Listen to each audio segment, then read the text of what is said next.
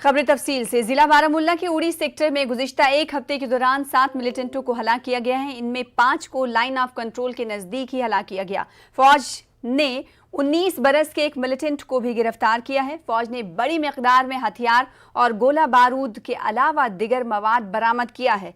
एक press conference के दौरान GOC 19 infantry division major general Virendra Vats ने हालिया दिनों अंजाम दिए गए अलग अलग ऑपरेशंस के बारे में जानकारी दी। गिरफ्तार मिलिटेंट ने कुछ अहम इंकशाफात किए हैं। उसने अपनी पहचान पंजाब पाकिस्तान के अली बाबर बात्रा के तौर पर की है। उसने तस्लीम किया है कि वो लश्कर तैयबा से मुंसलिक था। फौज के मुताबिक बरामद किए गए हथियारों से लगता है कि ये मिलिटेंट किसी बड़े मंसूबे के तहत आए थे और इस्लामाबाद नाले से दरअंदाजी की कोशिश की गई थी। 3 पाकिस्तानी पोर्टर्स की मदद से दरअंदाजी की कोशिश की गई। वो LOC तक सप्लाई के साथ मिलिटेंटों के हमरा थे। Invite your attention to the fact that this infiltration attempt was made in the area of Islamabad Nala. This is the same area through which we have had a history of infiltration in 2016. That is when a suicide attack at Uri garrison took place. These terrorists tried to sneak out on a number of occasions, and there were fire exchanges in the intervening period. And finally, our troops homed on to these 2 terrorists who were holed up in a nala on the evening of 25th September. Thereafter, an encounter ensued. Out of these 2 terrorists, 1 terrorist was neutralized on the morning of 26th. Once this terrorist was neutralized, his accomplice, he pleaded to us for us to spare his life. So due precautions were taken and he was taken into own custody. He has admitted that he is a member of Lashkar-e-Taiba. He was trained by that outfit. And giving details of his training, he has revealed that he underwent a 3 weeks course in 2019 at Khyber camp, Gadi Habibullah, Muzaffarabad. That's the location of his training camp that he has revealed. 7 रोज पहले सरहद के करीब किए गए operation में, फौजी operation में जो है अभी तक 7 मिलिटेंटों के मारे जाने की इतला है और एक और जिंदा पकड़ा गया है। इस मिलिटेंट से जो है बातचीत हुई जर्नलिस्ट की, उसका यही कहना था कि उसको ये टास्क दिया गया था कि लाइन ऑफ कंट्रोल अबूर करके वो पट्टन इलाके में पहुंच जाएं, वहां से उनको जो है आगे ले जाने के लिए तकरीबी कार्रवाइयों के लिए जो है उनको इस्तेमाल किया जाएगा। और फौज का ये भी कहना है कि ये बड़ा ऑपरेशन है, बड़े इलाके में लाइन ऑफ कंट्रोल के करीब लॉन्च किया गया था, जो आज इख्तिताम पजीर हुआ। नेटवर्क 18 उर्दू के लिए उड़ी से मैं सज्जाद हुसैन। नेशनल कॉन्फ्रेंस की सदर और रुकनी पार्लियामेंट डॉक्टर फारूक अब्दुल्ला ने LG से कहा कि मुख्तलिफ वजूहात की बिना पर मुलाजमीन को बर्खास्त करने का अमल बंद किया जाए। डॉक्टर फारूक अब्दुल्ला ने कहा कि LG इंतजामिया गलत राह पर है और ऐसे इक़दाम से लोग मजीद अलग थलग महसूस करेंगे। मरकजी वजीर नितिन गडकरी के साथ स्टेज शेयर करने पर फारूक अब्दुल्ला ने कहा कि बहैसियत एक मेंबर पार्लियामेंट ये उनकी जिम्मेदारी है। गवर्नर के मुशीर का कि ICDS के मुलाजमीन को, कई मुलाजमीन को निकाला गया और अब ये कहा जा रहा है कि वो मुलाजमीन गलत लगाए गए थे और पुरानी सरकार ने, खासकर तौर पे आपकी सरकारें ज़्यादा रही हैं। सीधी सी बात है। हमने लोगों को नौकरियां दी कि वो जिंदा रह सके। हमने कोई उसमें ये नहीं कि कोई करप्शन की हो, कि हमने पैसा लिया हो। हमने उस वक्त दरवाज़ा खोला सबके लिए कि किसी ना किसी तरीके से वो बच सकें, मुश्किलों से निकल सकें और गलत कामों में न लगें। और अगर गवर्नर साहब उनको निकाला है, उन्होंने गलत किया है, ये बहुत गलत काम किया है इन्होंने कि उनकी रोजी रोटी छीन ली है। अगर उनकी रोजी रोटी छीन ली, अब उनके बच्चे कहाँ जाएंगे, वो कैसे बचेंगे? उनकी माँ बीमार है, बाप बीमार है, कैसे उनका इलाज होगा? इनने तो हमसे 50,000 वादा किया था नौकरियां लगाएंगे। कहाँ हैं वो 50,000 नौकरियां? उसके बजाय नौकरियां लगाने के बजाय लोगों को निकाल रहे हैं जो साल से नौकरियों में लगे हुए हैं। ये गलत है और गवर्नमेंट को इससे बाज रहना चाहिए। अगर यही करते रहेंगे तो मिलिट्री सेंसिटी को ये दुखा नहीं सकेंगे, ये और बढ़ जाएगी और इनके लिए और मुसीबतें पैदा हो जाएगी। सर, डिलिमिटेशन की का ड्राफ्ट आ रहा है, आपसे बात देखिए, अभी हमसे कोई बात हुई नहीं उनकी कि कब आ रहे हैं, कब बात करना चाहते हैं। कोई भी मुझे ऐसा मसवदा नहीं आया है। आपसे कोई बातचीत नहीं हुई है? नहीं, अभी तक कोई बात ही नहीं हुई है। वो जब आए थे हमने उनसे पूछा, उन्होंने कहा ये तो प्रिलिमिनरी चीज़ है, क्योंकि नहीं तो मेंबर पार्लियामेंट्स को उसका हिस्सा लेना है, उसमें बैठना है हमने। आप बात कर रहे थे कि यहाँ पे पार्टियां खड़ी होती हैं। कहते हैं जनाब कि हम मुसलमान डिवाइड हो जाएं और वो अपना घोड़ा चला सकें। ये उनकी बहुत, ये डिवाइड एंड रूल की जो पॉलिसी है उनकी हर वक्त रही है और आगे भी रहेगी। हमने इसका मुकाबला करना है कि unity is the only way we can defeat these people. सब पीएजीडी एक यूनिटी ही थी, लेकिन ऑन ग्राउंड अलग अलग पार्टियां लड़ रहे हैं। हर पार्टी का अपना निज़ाम है, बट हम यूनाइटेड हैं जहाँ तक कि इस रियासत का सवाल है। 370 का सवाल है, 35A का सवाल है, उस पर हम सब यूनाइटेड हैं, उसमें कोई फ़र्क नहीं है। सर कर क्या रहे हैं 370 के बारे में? हम लोग जितना हमने कोर्ट में गए हुए हैं, कोर्ट का ही तो हम इंतज़ार कर रहे हैं। अभी तक भी कोर्ट की हियरिंग नहीं आ रही है। क्या करें बताइए? हम पत्थर तो नहीं मारते, बंदूक नहीं चलाते, गोले नहीं मारते हैं। हम तो गांधीयन वे से इसको सुलझाना चाहते हैं। अब वो दिल्ली क्या करेगी, उसका उनका काम है। डॉक्टर साहब, थोड़ा इतिहाद के बारे में आप बात कर रहे थे कि हमें मिल के लड़ना होगा। आप भी कहते रहे हैं और महबूबा मुफ्ती भी कहती रही हैं, लेकिन महबूबा मुफ्ती एक एक्सट्रीम पे हैं। वो सेंट्रल गवर्नमेंट के साथ किसी भी जगह कंफर्टेबल नहीं है, लेकिन आप एमपी भी हैं और आप नितिन गडकरी के साथ भी मिलते हैं। क्या आपकी बातचीत कोई होती है? देखिए, मैं आपसे कहूँगा, एमपी का फ़र्ज़ अलग है। मैंने लोगों के मुश्किलात को आगे ले जाना है, उससे बाहर मैं तो नहीं सकता ना। आखिरकार अगर वज़ीर आए हैं और हमने उनके सामने अपने मुश्किलात रखने हैं, नहीं रखेंगे तो फिर लोग कहेंगे आप काम क्या कर रहे हैं, क्यों एमपी बने हैं आप? वो काम तो ज़रूरी है। महबूब मुफ्ती का अपना तरीका है, वो अपने तरीके पर चल रही है। ये थे नेशनल कॉन्फ्रेंस के सदर डॉक्टर फारूक अब्दुल्ला, जिन्होंने हमारे साथ बातचीत के दौरान साफ कहा कि वो एक मेंबर पार्लियामेंट भी हैं, उन्हें यहाँ की भी बात करनी है, उनको आगे भी बढ़ाना है, लेकिन साथ में वो ये भी कहते हैं कि जो मरकज़ी सरकार है वो हमेशा से ही मतलब आप समझते हैं कि कांग्रेस के दौर से ही यहाँ पे पार्टियों को उन्होंने लफ्ज़ इस्तेमाल किया कि कश्मीरी मुसलमानों को तकसीम करके यहाँ पे हुकूमत चलाने की बात करती है। जहांगीर अजीज़ के साथ शब्बीर अहमद, न्यूज़ 18 उर्दू, श्रीनगर। जम्मू कश्मीर बीजेपी के सदर रविंद्र रैना ने डॉक्टर फारूक अब्दुल्ला को निशाना बनाया। रैना कहते हैं कि फारूक अब्दुल्ला अब दिन में भी ख्वाब देख रहे हैं। रैना के मुताबिक 370 किस्से पारीना बन चुकी है। रैना ने सवाल किया कि क्या डॉक्टर फारूक अब्दुल्ला ये नहीं जानते कि 370 खत्म होने के बाद समाज के कितने तबकात को फायदे मिल रहे हैं। डॉक्टर फारूक अब्दुल्ला एक बड़े मायानाज लीडर हैं। जम्मू कश्मीर के वो चीफ मिनिस्टर रहे हैं, यूनियन गवर्नमेंट के अंदर मिनिस्टर रहे हैं। हमने भी जब धारा 370 को हटाया तो गांधीयन वे से ही हटाया है। किसी ज़माने में पार्लियामेंट में वोटिंग करके उसको लाया था, पार्लियामेंट में डिबेट करके वोटिंग करके उसको हटाया है, और ये टेम्परेरी प्रोविज़न था, कोई परमानेंट नहीं था। 70 साल आर्टिकल 370 को टेम्परेरी रखा था। तो फारूक अब्दुल्ला साहब से मैं एक बात कहूँगा, अगर इतना ही उनको गांधीयन वे से प्यार था तो इसको परमानेंट कराते ना, क्यों 70 साल टेम्परेरी रखा था इसको? पीपल्स कॉन्फ्रेंस के सीनियर लीडर सैयद बशारत बुखारी ने प्रेस काउंसिल ऑफ इंडिया को कश्मीर में मीडिया को मुबैना तौर पर तंग करने के हवाले से खत इरसाल करने पर महबूबा मुफ्ती की तनकीद की है। बुखारी ने कहा कि महबूबा मुफ्ती ने अपने दौरे हुकूमत में मीडिया पर कदगन लगाई थी और अब उनके ऐसे इकदाम का क्या फ़ायदा। बशारत बुखारी ने सोगाम कुपवाड़ा में साबिक कमिश्नर सेक्रेटरी हॉर्टिकल्चर के वालिद के इंतकाल पर उनके घर जाकर ताज़ियत की। अब्दुल गनी वकील, बशीर अहमद डार और हाजी फारूक अहमद मीर भी मौजूद थे।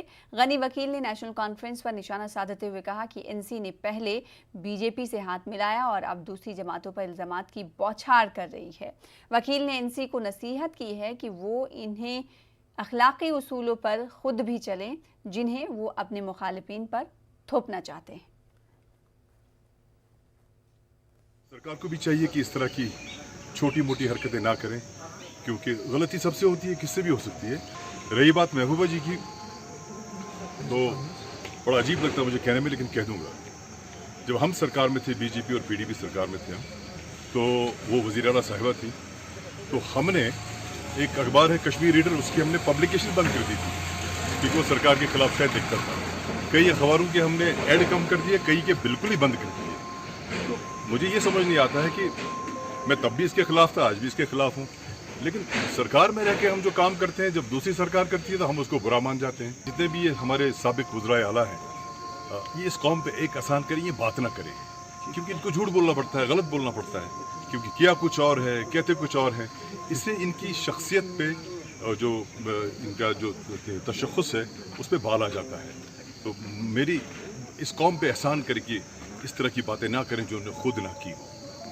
देखिए, ये नेशनल कॉन्फ्रेंस की लीडरशिप की परंपरा रही है कि जब भी उनको अपने सियासी मुखालिफ पर हमला करना होता है तो उसको वो आरएसएस के साथ जोड़ते हैं। ये उनको शुरू से परंपरा है। यहाँ नितिन गडकरी साहब आए थे, ट्रांसपोर्ट मिनिस्टर मरकज के, वहाँ इवेंट पर कोई ज़रूरत नहीं थी जाने की फारूक साहब, लेकिन वो अपने साथियों लेके वहाँ चला गए। अगर वो दूसरा चला जाता तो नेशनल कॉन्फ्रेंस में बड़े शोर उठाया होता। ये नेशनल कॉन्फ्रेंस की लीडरशिप है जिन्होंने सबसे पहले आरएसएस के साथ, बीजेपी के साथ इत्तेहाद किया और उमर अब्दुल्ला साहब को वजीर खारजा बनवाया। उस वक्त आरएसएस ठीक थी, लिहाजा अब लोग उनकी दुगली पॉलिसी से अब उकता गए हैं, समझ गए हैं। आगे बढ़ेंगे। हाईवेज के मरकजी वजीर नितिन गडकरी ने एलजी लद्दाख के हमरा मिनमर्ग द्रास में जोजिला टनल के कामों का मुआयना किया। इन्होंने ईस्टर्न पोर्टल में जारी कामकाज पर इत्मीनान का इजहार किया। नितिन गडकरी के मुताबिक आइंदा 2 सालों में ये सुरंग आमदोरफ्त के लिए खोल दी जाएगी। इस दौरान इन्होंने मीडिया को बताया कि जम्मू कश्मीर और लद्दाख में लाखों करोड़ रुपयों की लागत से टनल और सड़कें बनाई जा रही हैं। इससे यहाँ के नौजवानों को रोजगार मिलेगा। मरकजी वजीर के मुताबिक जो भी कंपनी शफाफ अंदाज में तेजी से काम करेगी उसे ही प्रोजेक्ट दिए जाएंगे। इन्होंने 2 सालों में पूरे लद्दाख की तस्वीर बदल देने का आज़म जाहिर किया।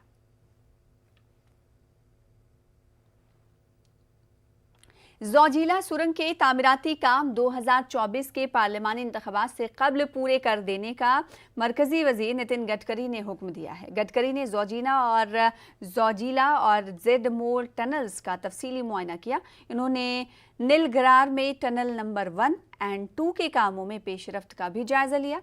ये जुड़वा सुरंगें जोजिला टनल के मगरबी पोर्टल को जाने के लिए बनाई गई हैं और 18 किलोमीटर रकबे पर मुहित हैं।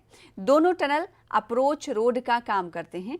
इन्होंने कहा कि जोजिला टनल जम्मू कश्मीर और लद्दाख की तरक्की और दोनों खित्तों में सयाहत के लिए खासी अहमियत की हामिल है। मुमलिकती वजीर वीके सिंह और national highways and infrastructure development corporation के डायरेक्टर और आईजी कश्मीर के अलावा दिगर आला हुकाम उनके हमरा मौजूद थे। ये आशिया का सबसे बड़ा टनल हम जो बना रहे हैं, ये इसका प्रोजेक्ट की 10,000 करोड़ लागत है।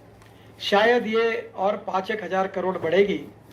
बाद में हम लोग कश्मीर से लेह अल्टरनेट कनेक्टिविटी जो है खानबाल, बाल्टाल और जोजिला लेह, ये 1300 करोड़ रुपए का काम हमने उसके ऊपर काम कर रहे हैं। फिर जम्मू से अखनूर और पुंछ, ये करीब 5,200 करोड़ रुपए का काम है। फिर श्रीनगर से शोपिन, ये 110 करोड़ के इम्प्रूवमेंट का काम है। मैंने आपको पिछली बार बताया था कि 32 किलोमीटर की टनल हम लोग जम्मू कश्मीर में बना रहे हैं और 20 किलोमीटर की टनल हम लद्दाख और लेह में बना रहे हैं। इसके साथ जो लद्दाख और लेह से मैं आपको बताना चाहूँगा कि पिछली बार अटल टनल का मैंने प्रवास किया था मनाली से, और मनाली से लेकर हम 4 टनल बना रहे हैं और हिमाचल प्रदेश से डायरेक्ट लद्दाख और लेह आएंगे और लद्दाख और लेह से आने के बाद जोजिला से और झेड़मोर से होकर श्रीनगर तक जा पाएंगे। यानी आप समझ लीजिए कि शिमला से शुरू होकर पूरे हिमालय का प्रवास करते हुए लद्दाख और लेह से जाकर फिर हम लोग श्रीनगर तक जाएंगे, ये जोजिला और झेड़मोर से। तो ये तो जन्नत है। और यहाँ टूरिज्म के लिए हमारे देश से और वर्ल्ड के लोग आएंगे। एडवेंचर स्पोर्ट और विशेष रूप से जो डावोस में मैंने देखे थे कि आइस के ऊपर विशेष प्रकार के खेल थे, रिसोर्ट्स, कन्वेंशन सेंटर, रेस्टोरेंट्स, जिसके कारण यहाँ समृद्धता और संपन्नता आएगी। कश्मीरी माइग्रेंट पंडितों की वादी में जायदाद और दिगर अमलाक को वापस लेने के लिए इक़दाम उठाए जा रहे हैं। जिला अनंतनाग में इंतजामिया ने अभी तक कई जायदादों से कब्जा हटाकर अपनी तहवील में लिया है। बाज़ हल्कों में इन इक़दाम की सताइश हो रही है, लेकिन अक्सर सियासतदान इस हवाले से कोई बयान नहीं दे रहे हैं। देखिए इस हवाले से हमारे नुमाइंदे मुदस्सिर कादरी की खास रिपोर्ट।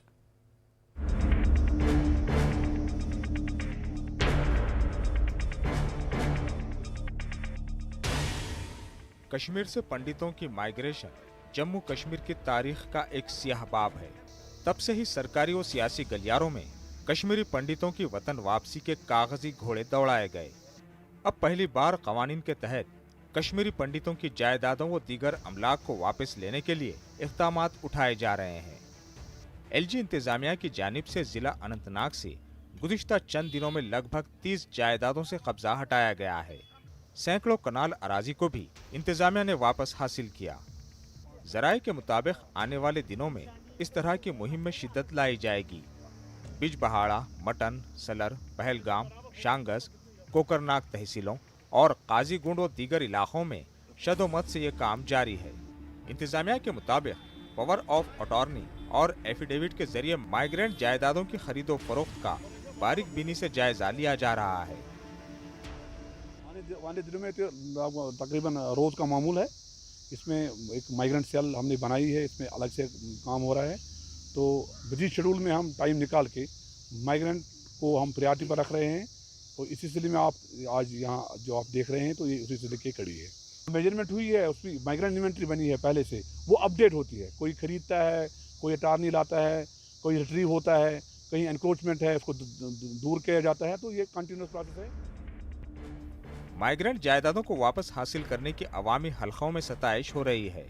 इधर अक्सर सियासी जमातों की जानिब से अभी तक इस हवाले से कोई रद्देमल सामने नहीं आ रहा है। बीजेपी इसे तारीखी पहल करार दे रही है। हर मज़हब में ये बात है कि भाई किसी का खाना ये हराम है। अगर इस प्रकार की कोई एनक्रोचमेंट जगह जगह हुई है, वो एनक्रोचमेंट अगर सरकार खाली कर रही है, मैं सरकार का इसके लिए धन्यवाद करता हूँ, आभार व्यक्त करता हूँ। इसमें कुछ लोग ऐसे होते हैं कि जो लैंड माफिया होते हैं, आम आदमी उसमें अननेसेसरीली इन्वॉल्व होता है। वो लैंड माफिया इस प्रकार की सारी चीज़ें करता है। और अगर किसी के पास उसको ये लगता है कि ये मेरी ज़मीन नहीं है, तो उसको वो छोड़नी चाहिए। कश्मीरी पंडितों के मुख्तलिफ ट्रस्टों के तहत आने वाली अराजी को भी वापस लेने के लिए इक़दाम तेज किए गए हैं। महकमे माल को हर पटवार हल्के से इस अराजी की निशानदही जल्द अमल में लाने की हिदायत दी गई है। अगरचे जम्मू कश्मीर में पहले ही माइग्रेंट्स एक्ट या फिर डिस्ट्रेस सेल का एक्ट मौजूद है, लेकिन उस एक्ट में मज़ीद जान भरने के लिए सरकार ने हाल ही में इक़दाम उठाए हैं और एलजी की तरफ से एक ऑनलाइन पोर्टल भी कायम किया गया है, जिस पर अभी तक जो है हज़ारों अर्जियाँ आई है या फिर हज़ारों शिकायतें हैं वो दर्ज हुई है। अब आने वाले दिनों में ये देखा जाएगा कि सरकार किस तरह से इन कंप्लेंट्स का इजाला करती है और किस तरह से जो यहाँ पर लैंड है वो रिट्रीव किया जाता है।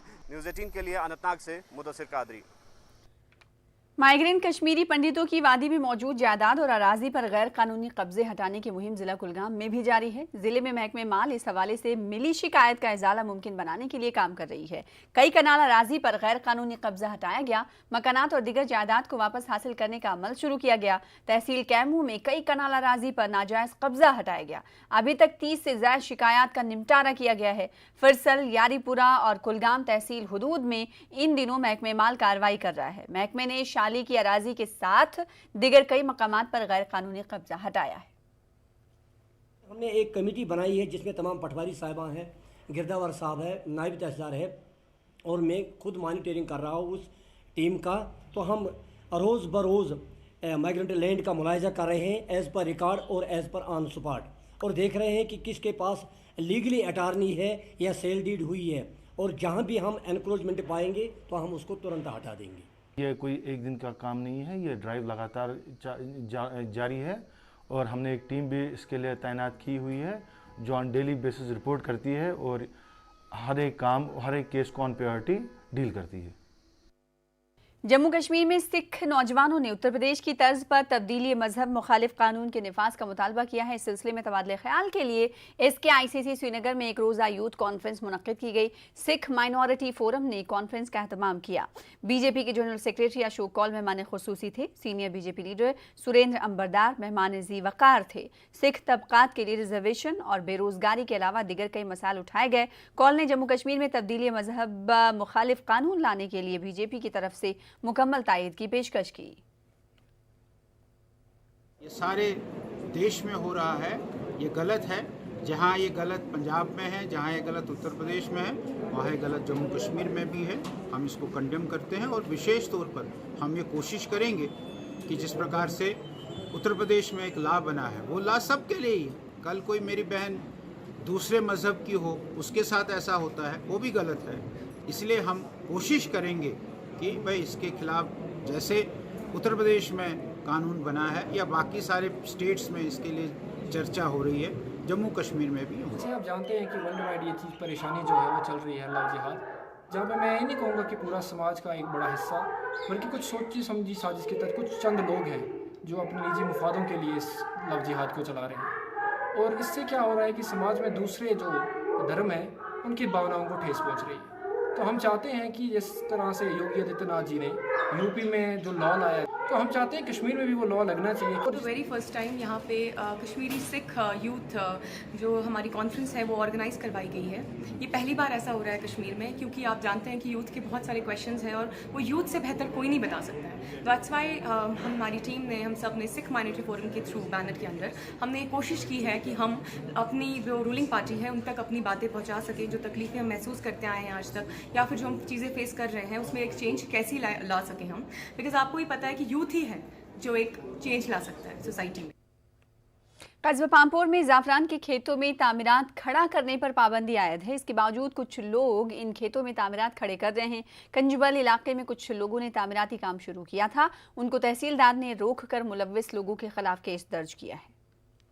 सैफरन जो एक हमारा असासा है, एक ब्रांड है जिसको हम इंटरनेशनली प्रमोट कर रहे हैं, तो उसी सैफरन लैंड में पर्टिकुलरली जो बाहर से, पर्टिकुलरली श्रीनगर एरिया से लोग आ रहे हैं, उसको ख़रीद रहे हैं और फिर यहाँ पे कंस्ट्रक्शन के अटेम्प्ट्स होते हैं। तो इसीलिए वी हैव डिसाइडेड कि आज के बाद जो भी बाहर के लोग हैं उनके फेवर में रेवेन्यू एक्सट्रैक्ट जो हैं, कागजात जो हैं वो इशू नहीं किए जाएंगे, ताकि ये ज़मीन जो है श्रीनगर के लोगों को या बाहर जो पामपुर से बाहर रहते हैं उन लोगों को बेची ना जाए, क्योंकि उसका वाहिद पर्पज़ होता है कंस्ट्रक्शन। तो इसलिए हम उसमें बैन लगा। उधर से जागीर त्राल के लोगों ने इल्ज़ाम लगाया कि फ़ौज की एक पार्टी ने एक चौपान फैमिली को ज़दोकोब किया है। उन्होंने इल्ज़ाम लगाया कि फ़ौज ने बिला जवाज़ अली मोहम्मद चौपान के घर में दाखिल होकर अफराद खाना से मारपीट की। इसके नतीजे में अली मोहम्मद की बेटी ज़ख्मी हो गई हैं। फ़ौज की जानिब से जारी किए गए एक बयान में लोगों की तरफ से फ़ौज पर लगाए गए इल्ज़ामात को बेबुनियाद करार दिया गया और फ़ौज के मुताबिक इलाके में एक फ़ौजी पार्टी मामूल की गश्त पर थी। इस दौरान मकामी नाले पर बैठे 2 नौजवानों को पूछताछ के लिए बुलाने पर अली मोहम्मद चौपान ने कि अफराद खाना घर से बाहर आए और शोर मचाने लगे। इस दौरान चौपान की बेटी बेहोश हो गई। PDP सदर महबूबा मुफ्ती ने वाक़े पर अफसोस का इजहार करते हुए इल्ज़ाम लगाया है कि इलाके में कायम फ़ौजी कैंप ने इससे कबल भी आम शहरियों से मारपीट की है। अपनी पार्टी के ज़िला सदर गुलाम मोहम्मद मीर ने वाक़े की मजम्मत की। राजौरी थाना मंडी के प्राइवेट स्कूल में 32 स्टूडेंट्स कोविड पॉजिटिव पाए जाने के बाद हेल्थ और एजुकेशन डिपार्टमेंट की बड़ी गफलत उजागर हुई है। स्कूली बच्चों को नहीं बताया गया कि उनकी रिपोर्ट पॉजिटिव आई है। इसकी वजह से वो अपने घर गए और खानदान के दिगर अफराद से भी मिले। मुतासरा स्टूडेंट्स को कोविड केयर सेंटर मुंतकिल किया जाना था ताकि इलाके में वायरस के कम्युनिटी फैलाव को रोका जा सके। इंतजामिया की लापरवाही के खिलाफ तलबा ने एहतजाज किया। वहाँ पे उन्हें पूछा कि सर हम पॉजिटिव हैं क्या? सर ने हमें कुछ नहीं बोला। हमें बोला कि आप घर जाओ और जाके आप पानी गर्म पियो, और हमें ये भी नहीं, उन्होंने ये तक नहीं कहा कि आप सोशल डिस्टेंसिंग मेंटेन रखो। और हम गाड़ी में भी गए, हमें बहुत से लोग भी मिले, और ये हमारे स्कूल की बहुत बड़ी लापरवाही है जिसकी वजह से हम इस हद तक पहुँच चुके हैं और हमारे घर के भी इससे इन्फेक्टेड हो सकते हैं।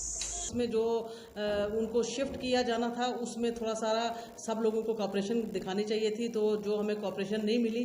तो अभी भी जो है इसमें कहीं कोई गलती हुई है तो तहसीलदार साहब को हम लोगों ने बोल दिया है कि आप अपने लेवल पे एक कमेटी जो है, इंक्वायरी कमेटी, उसको कॉन्स्टिट्यूट करें। और डॉक्टर भी जो आप कहना चाहते हैं, आप अपनी चॉइस का कोई डॉक्टर है जो यहाँ पे, उसको रखवा सकते हो उसमें। बाकी 3 लोग वहाँ पे बैठे, उसके बाद जो डिसीजन होगा, जो कसूरवार पाया जाता है उसको वो सजा दे।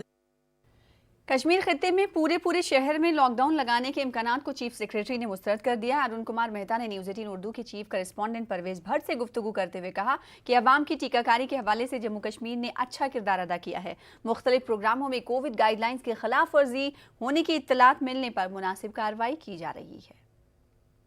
रहेगी अगर ऐसे ही केसेस यहाँ श्रीनगर में बढ़ते रहे तो। इंसिडेंटली केसेस कम हुए हैं कल, और 204 चला गया था टोटल JNK में, और कल 127 आए हैं।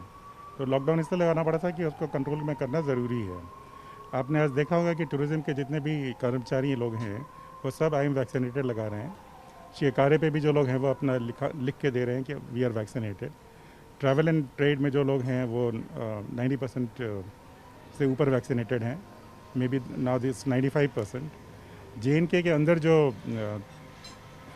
18+ एलिजिबल पॉपुलेशन है उसमें से 83% लोगों का वैक्सीनेशन करने का पहले डोज का काम पूरा हुआ है। और हमारी कोशिश रही कि 100% लोग वैक्सीनेट हो जाए, एटलीस्ट फर्स्ट डोज लग जाए, ताकि हमारे ऊपर आगे चल करके कोई डिसरप्शन पैदा नहीं हो कोविड की वजह से। बहुत सीरियसली सबको मिल के साथ करना पड़ेगा। किसी भी ऐसा नहीं है कि सिर्फ सरकार ही इसको करेगी। तो जितने भी आवाम है, जितने भी बाकी हेल्थ के वर्कर हैं, सरकारी तंत्र है, सबको मिल के करेंगे तो मुझे लगता है कि ये ऐसी यूटी थी जहाँ पे कभी ऑक्सीजन की कमी नहीं हुई, बेड की कमी नहीं हुई कभी। तो ओवरऑल अगर देखें तो ठीक ठाक मैनेज हुआ है अभी तक, और मुझे पूरा यकीन है कि आगे इससे भी बेहतर मैनेज होगा। कुछ एरियाज़ में लॉकडाउन लगा, ट्रेडर्स काफ़ी उससे परेशान है, मतलब काफ़ी मायूस हुए हैं उससे, क्योंकि ट्रेड को काफ़ी धचका पहुंचा यहाँ पे पिछले 3 सालों से। क्या अगर कोविड केसेस बढ़ते हैं, क्या मज़ीद लॉकडाउन को लगाने की ज़रूरत पड़ सकती है या कोई और तदबीर की जाएगी? कोशिश ये है कि हमें कभी भी टाउन वाइड लॉकडाउन नहीं करना पड़े, इसलिए हमें कभी कभी कुछ सेलेक्टेड इलाके में लॉकडाउन करना पड़ता है। तो वो तो बाकियों को बचाने के लिए है। कब अगर चॉइस है कि सिटी वाइड लॉकडाउन और मोहल्ले वाइज लॉकडाउन, तो मोहल्ला is a much better choice, और उसका परिणाम मिल ही गया जैसा नंबर्स में दिख रहा है आपको। तो मुझे यकीन है कि ऐसी नौबत नहीं आएगी। फंक्शंस पे अक्सर देखा गया है कि गाइडलाइंस फॉलो नहीं होती हैं, जबकि 25 प्रिस्क्राइब्ड हैं फंक्शंस पे लोग उससे ज़्यादा लोग रहते हैं और उसमें कुछ कदम नहीं उठाया जा रहा है। कोशिश पूरी की जा रही है। एक तो कोशिश पूरी ये है कि वैक्सीनेटेड लोग ही अटेंड करें। फंक्शंस होते हैं तो कोविड अप्रोप्रिएट बिहेवियर, लोग मास्क पहने हुए दिखेंगे आपको, कहीं कहीं पे वायलेशन होती है, कहीं ना कहीं जनता से भी और बाकी सभी लोगों से। उम्मीद हम लोग करते हैं कि वो इसको फॉलो करेंगे। थर्ड वेव के हवाले से कितनी प्रिपरेशन है हमारी? अगर पूरी तरह से प्रिपेयर्ड है हम लोग। न्यूज़ 18 से बात करने का शुक्रिया सर। कश्मीर में गुज़िश्ता 9 सालों के दौरान कुत्तों के काटने के 52,600 वाक़यात रुनुमा हुए हैं। जारिया साल के दौरान कुत्तों के काटने के 2,800 वाक़यात SMHS अस्पताल के रेबीज़ क्लिनिक में दर्ज किए गए। वर्ल्ड रेबीज़ डे पर GMC श्रीनगर के अलावा एनिमल हस्बेंड्री डिपार्टमेंट की तरफ से भी बेदारी प्रोग्राम मुनक्किद किए गए। पालतू जानवरों को एंटी रेबीज़ वैक्सीन देने का मशवरा दिया गया। श्रीनगर में एनिमल हस्बेंड्री डिपार्टमेंट ने वैक्सीनेशन प्रोग्राम मुनक्किद किया था। वैक्सीनेशन हर एक जानवर को एट 90 डे पे देते हैं। 3 मंथ्स ऑफ एज जब उस जानवर की हो जाती है तो प्रोफिलैक्टिक एंटी रेबीज देना होता है। इसके बाद 1 महीने के बाद इसका बूस्टर देते हैं और हर साल में एक डोज इसको दे देते हैं, जो एंटी रेबीज शेड्यूल इसका होता है, एनुअल वैक्सीनेशन। जो आपका वेट रिकमेंड कर रहा है आपका शेड्यूल, तो वो आप फॉलो करें, रेबीज वैक्सीनेशन मिस ना करें। एंड आज वर्ल्ड रेबीज़ डे है। वर्ल्ड रेबीज़ डे पे हम सेंट्रल वेटनरी हॉस्पिटल में हर एक एनिमल को free of cost rabies vaccination कर रहे हैं। जो भी अपने पेट को आज दिन में हमने ये वीक ही रखा है रेबीज़ के लिए, जो भी इस हफ्ते में वैक्सीन कराना चाहता है anti rabies vaccination, we will be providing free of cost anti rabies vaccination here to all the animals who will be visiting the hospital and who have scheduled anti rabies virus vaccination. आगे बढ़ेंगे। मरकजी वजीर मुमलिकत ए नारायण स्वामी ने कुलगाम का तफसीली दौरा किया। उन्होंने मिनी स्टेडियम में खेल मुकाबलों का इफ्तिताह किया। उन्होंने रेशीपुरा कुलगाम में आंगनवाड़ी मरकज़ का मुआयना किया। Government girls higher secondary school में तालिबात से इन्होंने बातचीत भी की और तालीमी ढांचे को मजबूत बनाने पर जोर दिया। वजीर ने चुलगाम कुलगाम में अफसरान, पंचायती और बल्दियाती नुमाइंदों के साथ एक मीटिंग मुनक्किद की। मुंबई स्टॉक एक्सचेंज की एक टीम वादी कश्मीर के दौरे पर है। टीम ने director general horticulture Ejaz Ahmad Bhat के हमरा जिला पुलवामा के मुख्तलिफ इलाकों का दौरा किया। आत्मनिर्भर भारत के सिलसिले में मुंबई स्टॉक एक्सचेंज से वाबस्ता मुल्क की मुख्तलिफ कंपनियां वादी कश्मीर के सेब और दिगर मेवाजात की खरीदारी करेंगी। सेब की पैदावार को बढ़ावा देने के लिए भी काम करेंगे और मेंबरान ने पुलवामा में सेब के बागात और कोल्ड स्टोरेज का भी दौरा किया। Limited, a subsidiary from of Mahiko Group, and they have come here. They've got a vision to go Atmanirbhar on apples, and they're working on the value chain. And their first initial step is to basically engage on developing rootstocks and all of these. But within 10 years, you'll find the entire value chain infrastructure for apples, and this will certainly empower the Union Territory of Jammu and Kashmir. Our networks are being utilized to help in developing strong market linkages so that the valuable and the good produce, high quality produce from the Union Territory and, of Jammu and Kashmir can reach out to a large number of people across the country and also across the world. जो cold store वाले हैं और ग्रोवर हैं उनसे भी हमने marketing पर बात की है और मुंबई में इंशाल्लाह ये ले जा रहा है यहाँ से एक कंसाइनमेंट, और हम चाहेंगे कि इसमें अच्छे मार्केट बने। और आगे हमने ये भी इनके साथ टाई अप किया है कि यहाँ कुछ एप्पल कंसंट्रेट के और एप्पल जूस के भी प्लांट लगे। गवर्नमेंट स्किल डेवलपमेंट डिपार्टमेंट के प्रिंसिपल सेक्रेटरी डॉक्टर असगर सामून का कहना है कि हुकूमत जम्मू कश्मीर में पॉलिटेक्निक कॉलेजों और ITIs को तौसीह दे रही है। उनके जरिए ट्रेनिंग व तालीम की सहूलत को बेहतर कर रही है। डॉक्टर सामून ने कहा कि नौजवानों को हुनरमंद बनाना होगा ताकि वो जम्मू कश्मीर की तरक्की में शिराकत दार बन सकें, अपने और दूसरों के लिए रोजगार के मौके पैदा कर सकें। हमारे डिपार्टमेंट को एज लॉन्चिंग पैड यूज़ कर सकता है। हमसे स्किल डिप्लोमा लिया, डिग्री ले ली, सर्टिफिकेट कोर्स लिया 6 मंथ से लेके 3 मंथ से लेके 3 ईयर्स तक। उसके बाद आप और लाइफ में और भी अच्छी चीज़ें कर सकते हैं। हम ये नहीं कहते हम तो वन स्टॉप सोल्यूशन है या फाइनल है, लेकिन इमीडिएटली 10 जमात पढ़ने के बाद 10th के बाद बच्चे को कन्फ्यूजन होता है मैं क्या बनना चाहता हूँ। खासकर गरीब बच्चे के पास ऑप्शन भी ज़्यादा नहीं होते।